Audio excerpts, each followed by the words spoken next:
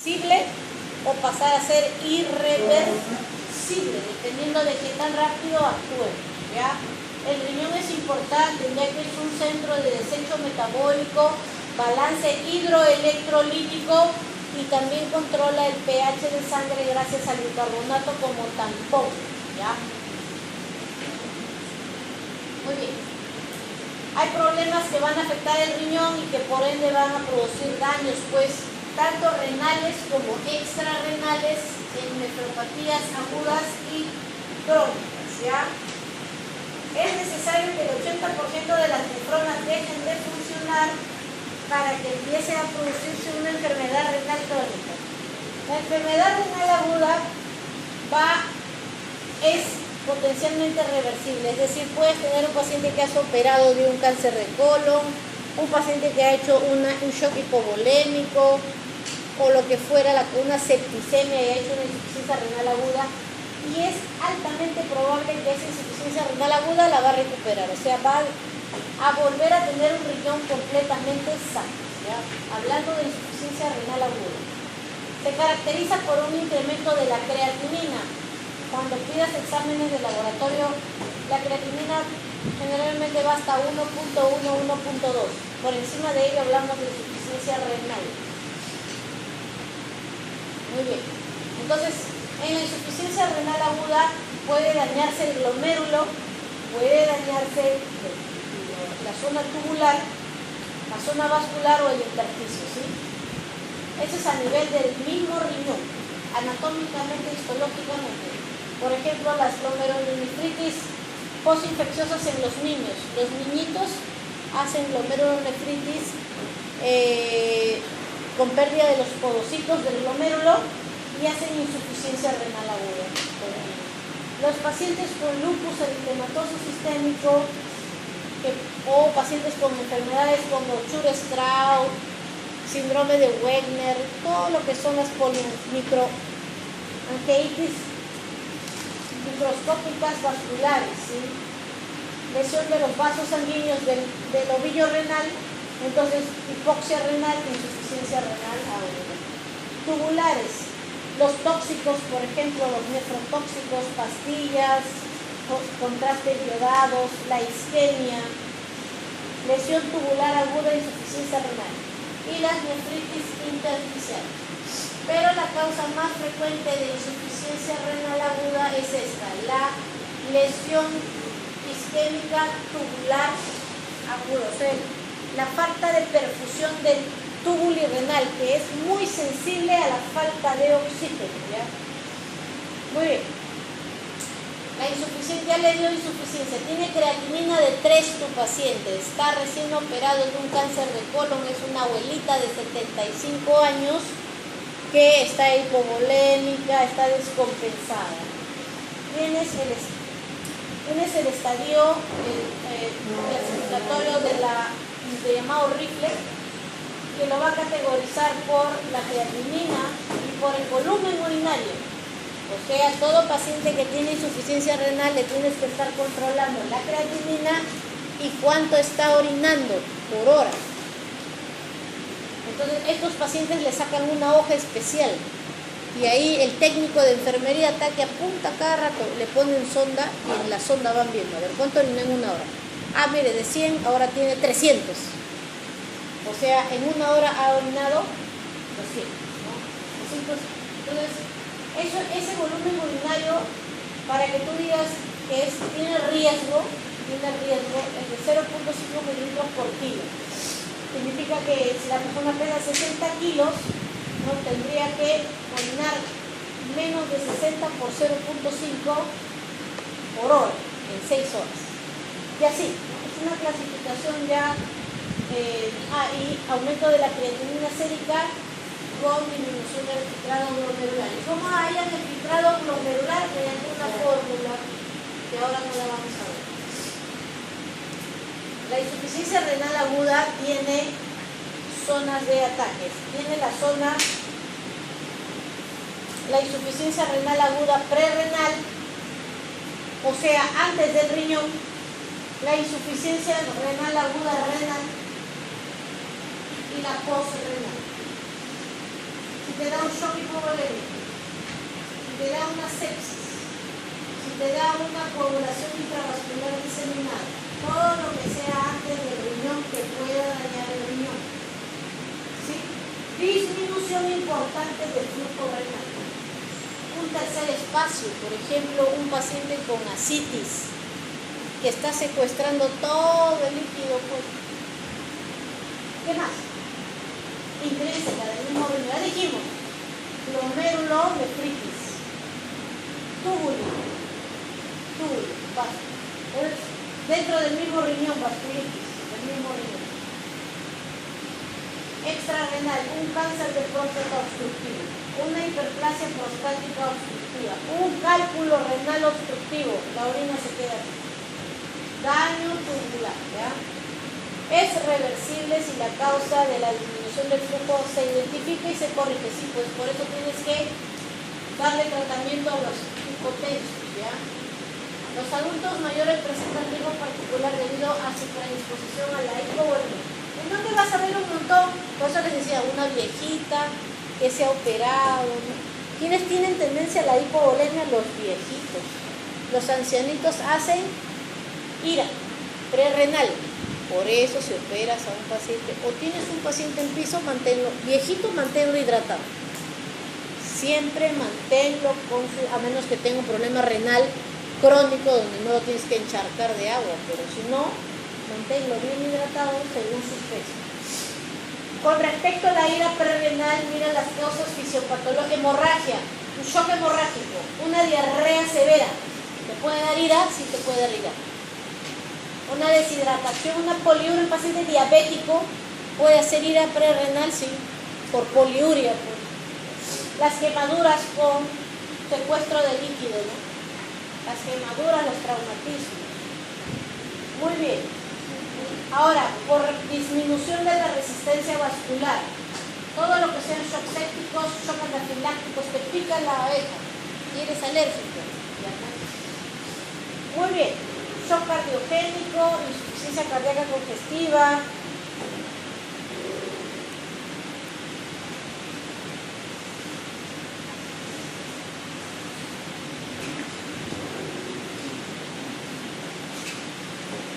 Ya entienden por qué es shock cardiogénico, ¿no es cierto? Entonces, ¿qué pasa? Ante una disminución de la perfusión glomerular se activa, ya sabemos, el sistema retina, angiotensina, aldosterona, y va a haber aumento de la hormona antidiurética que se secreta en la neurohipófisis, ¿ya? Entonces estos pacientes, por eso es que un paciente que está teniendo un sangrado orina un poquito, casi nada, gracias a su activación de la antidiurética. Las insuficiencias renales, prerrenales van con oliuria, orina menos de medio litro en 24 horas. Porque es una respuesta gracias a la angiotensina y a la ADH y a la aldosterona. No orina nada casi, porque está tratando de retener el volumen intravascular. Muy bien. Esta ira prerrenal tiene una característica, la prerrenal, es que hay una gran elevación del nitrógeno ureico. O sea, la urea se eleva mucho, bastante, ¿ya? En relación con las concentraciones de creatinina, porque el riñón ya no puede procesar la urea. Entonces, en la prerrenal se eleva mucho la urea más que la creatinina, la prerrenal, ¿ya? En la prerrenal. Muy bien. En cambio, en la renal más se eleva la creatinina. Tienen una excreción de sodio fraccionada baja. Como hay oliguria, eso es otra característica para que tú digas, ¿su insuficiencia será prerrenal o será renal? Entonces, como no orina este paciente, su fracción excretada de sodio es baja. Además que la renina que presiona los terrenos hace que absorba el sodio y lo excrete en bajas cantidades. Prerrenal, sodio excretado menos de 20. En la renal, donde se daña el túbulo, se rompió el túbulo, todo se escapa, se va. Pierde por la orina. Es más de 40, ya renal. La prerrenal no. Muy bien. La ira prerrenal. Vamos a ver antes de ver la renal, la posrenal. La posrenal es debido a la obstrucción y por presión retrógrada hacia los túbulos y las nefronas, así es. Puede ser que tengas una obstrucción en la uretra peniana, puedes tener una obstrucción, un cáncer de vejiga, puedes tener un cálculo en el uréter, ¿ya? Entonces, la orina de manera retrógrada asciende hasta el cáliz, del cáliz hacia los túbulos renales, ¿ya? Estenosis uretral, hipertrofia prostática, cáncer de vejiga, las vejigas neurogénicas también por daño neurológico. Paciente, por ejemplo, con un traumatismo vértebro-medular, una hernia con compresión de cola de caballo que haga vejiga neurogénica, hay un ascenso retrógrado, insuficiencia renal. Por eso le pones sonda urinaria. Cálculos, ya dijimos, tumor, ahora compresiones extrauretrales, ¿no? Tumores del cuello uterino, la próstata, etc. Insuficiencia renal, esta es la más importante. Dijimos que la más frecuente es la necrosis tubular aguda como causa de insuficiencia renal aguda. Lesión, ¿por qué pasa la lesión tubular aguda? Bueno, se dañan pues estas estructuras del riñón. Una hipoperfusión persistente, masiva, un shock séptico persistente que genere ya hipoxia, ¿no? Quemaduras graves. Esto es por isquemia. Por nefrotoxinas, los aminoglicósidos como la amicacina que van a usar mucho los ginecólogos para las infecciones urinarias. ¿Ya? Radiocontraste, por eso todo paciente que se va a hacer una tomografía con yodo contrastado les pedimos urea y creatinina antes de hacerse el estudio, porque son nefrotóxicos, metales pesados y también por toxinas propias de ti mismo, claro, la mioglobina y la hemoglobina. La mioglobina por rhabdomiolisis, un paciente politraumatizado que tiene lesión en el brazo, en la pierna, en todos lados. Rhabdomiolisis, mioglobina lesiona al riñón. Pacientes con hemólisis, la hemoglobina. Muy bien, ¿qué pasa? La lesión directa del túbulo, ¿cómo se da? Por isquemia y por toxicidad. Ya dijimos, por isquemia es por hipoperfusión renal, ¿ya? Y tóxica por hemoglobina, mioglobina, yodo, porque puede ser endógeno o exógeno.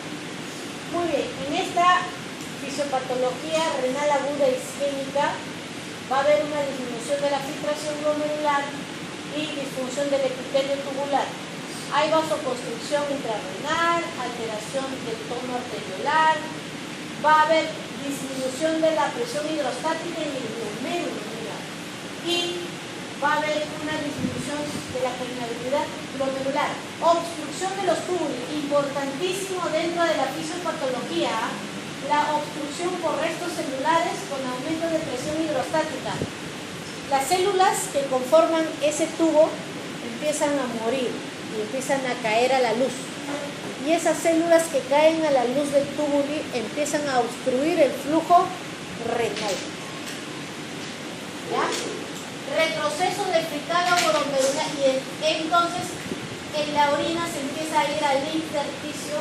También puede haber con eso también daño del epitelio. Tienes entonces dado que la necrosis, bueno, ya una cosa es la isquemia y otra cosa es la necrosis, ¿no? La necrosis ya es irreversible, ¿no? Muy bien, entonces ya saben, debido a la reducción se da a la isquemia y la otra es debido a lesión directa de tóxicos. Esto es el deporte de Robin, el anterior era de Rubens.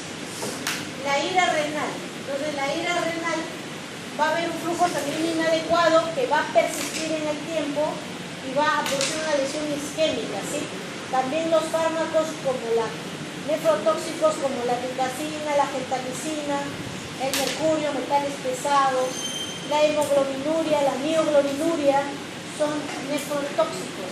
Estas lesiones van a determinar los cilindros intratubulares.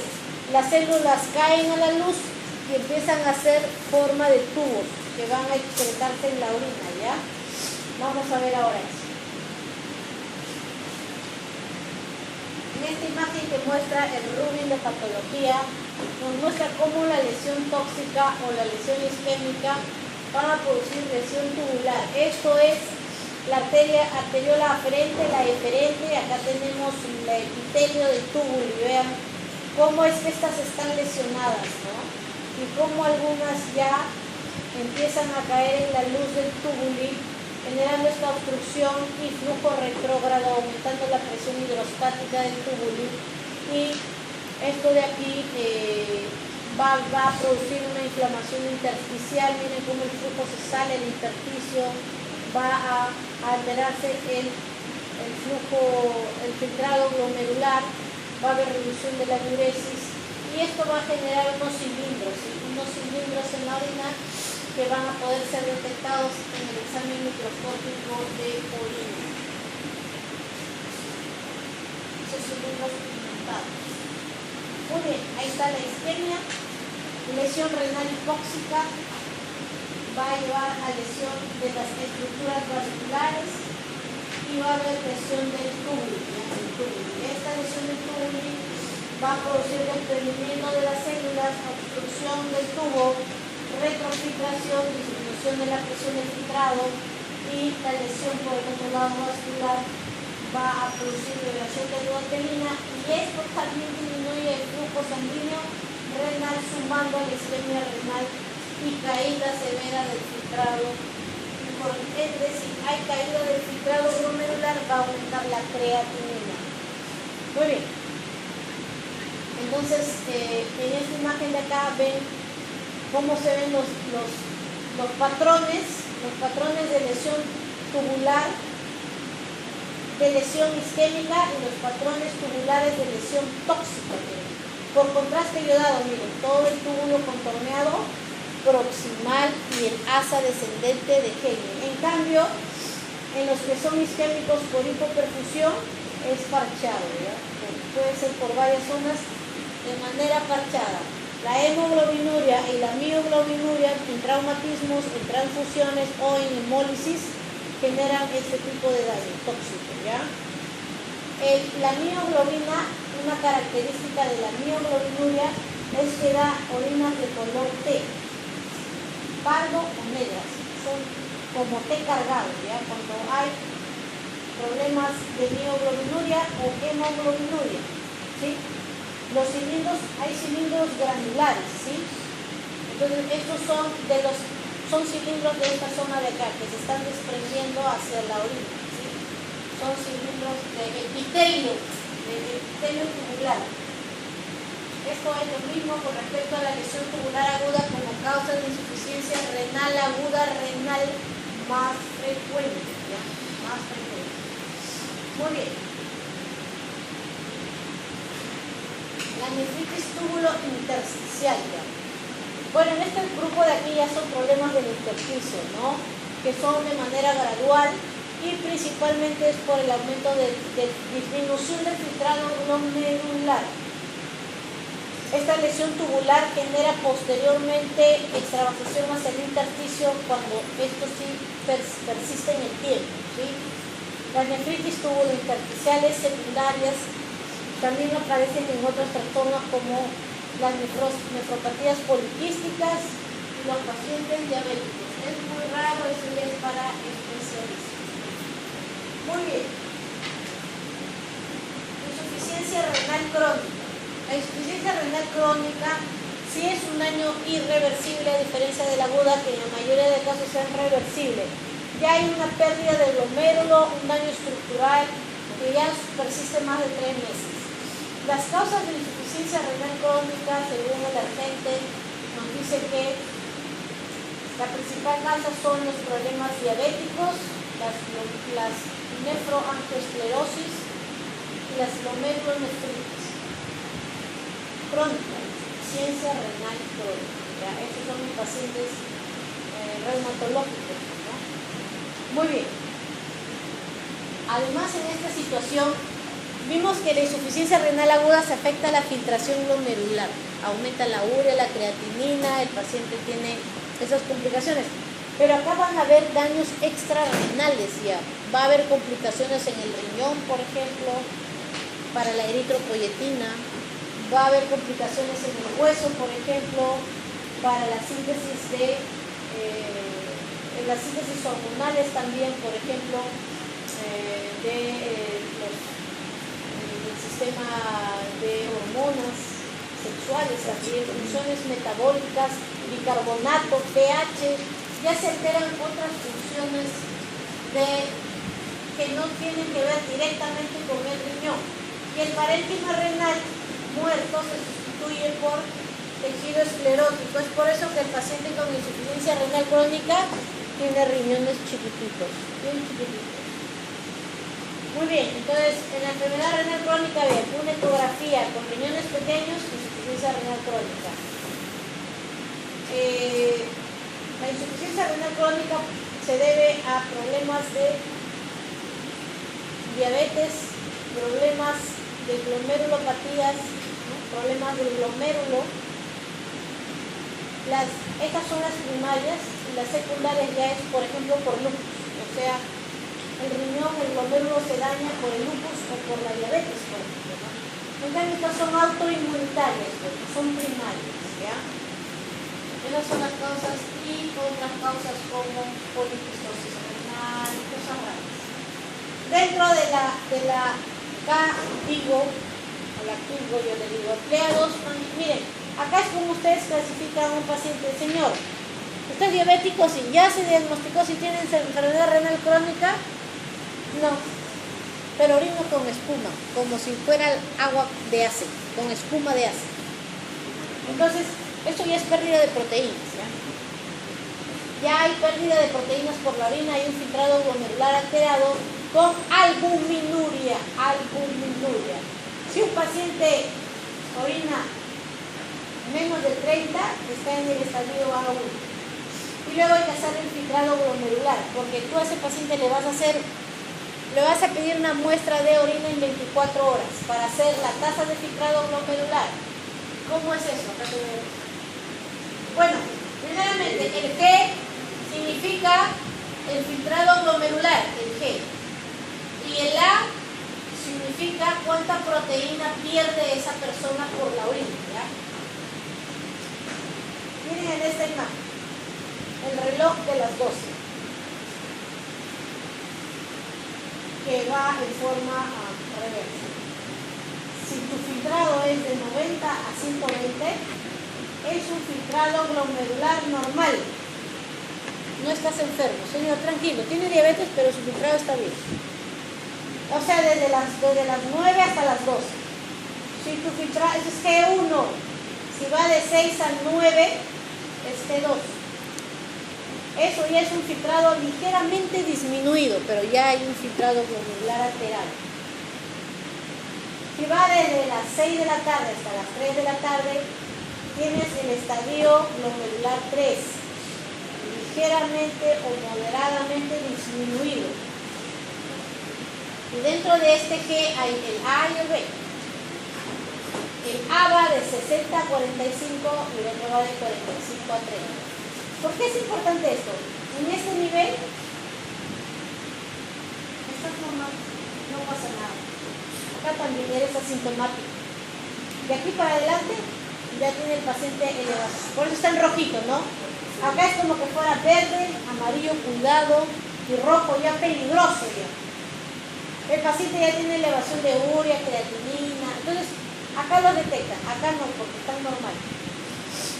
Entonces hay anemia, enfermedad renal crónica, ¿no? Ya en el estadio 5 ya es el fallo terminal ya.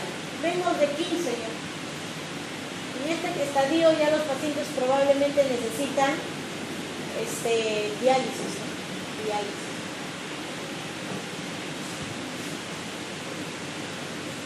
Muy bien. ¿Qué pasa o qué situaciones van a pasar cuando un paciente tiene insuficiencia renal crónica?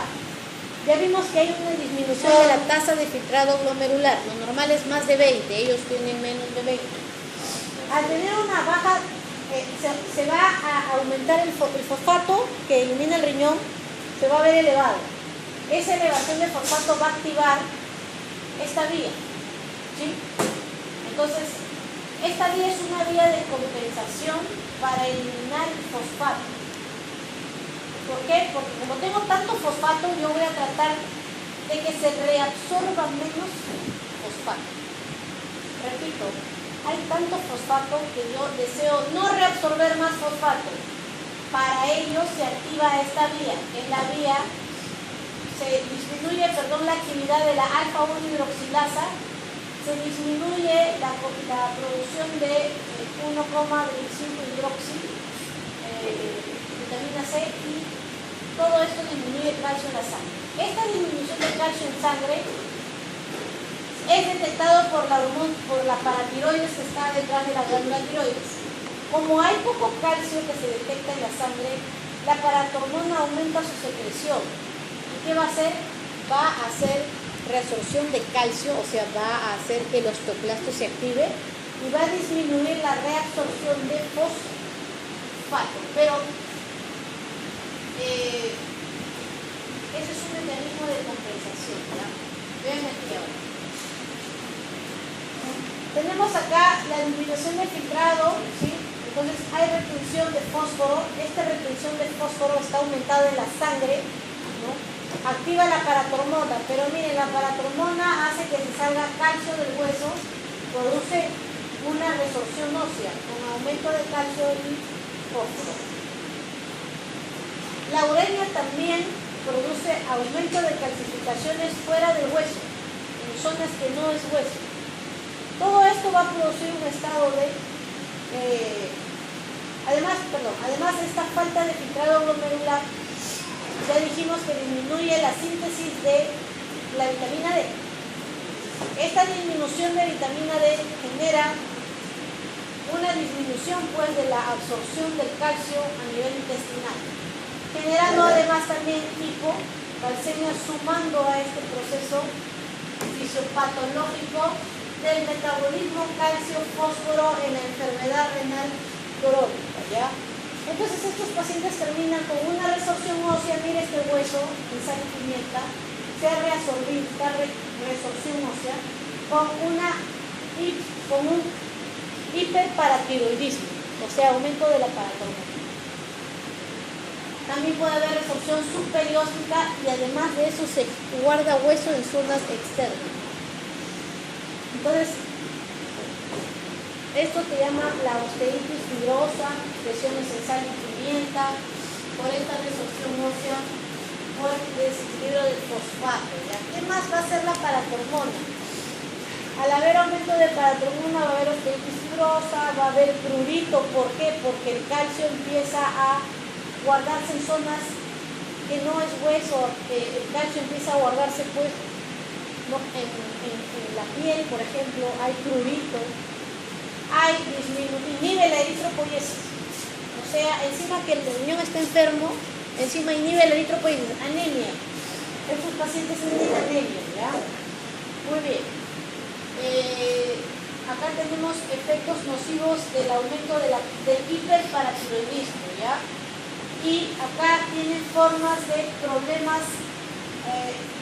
de óseos que están condicionados por la enfermedad renal crónica, ¿sí? La osteitis fibrosa es un remodelado elevado, en cambio la osteomalacia es distinto. O sea, puede tener esto o puede tener este paciente, ¿ya? Esto es causado por el aumento de la paratormona, ya hemos explicado la vía fisiopatológica, pero también puede haber osteomalacia por este problema renal urémico.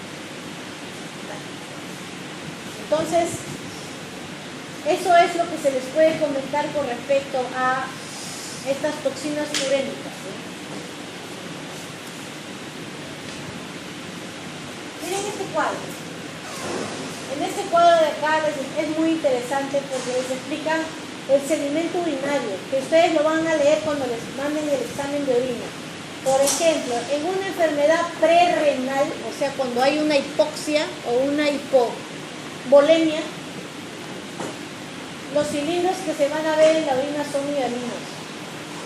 Pero, por ejemplo, cuando es una enfermedad, por ejemplo, de necrosis tubular aguda, los cilindros son granulosos o epiteliales. porque es necrosis tubular aguda. Cuando es renal crónica, cilindros serios, ¿ya? Y bueno, estos son los glomérulos nefritis.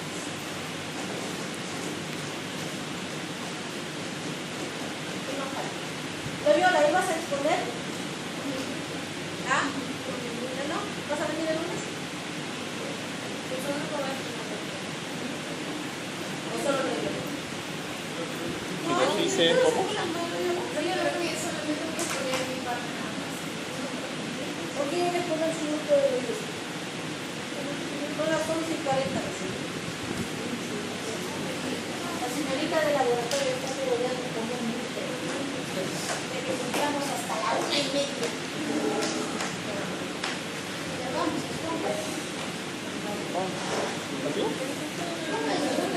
Están dudando, no sé si pudieron hacerlo. Que no, pues,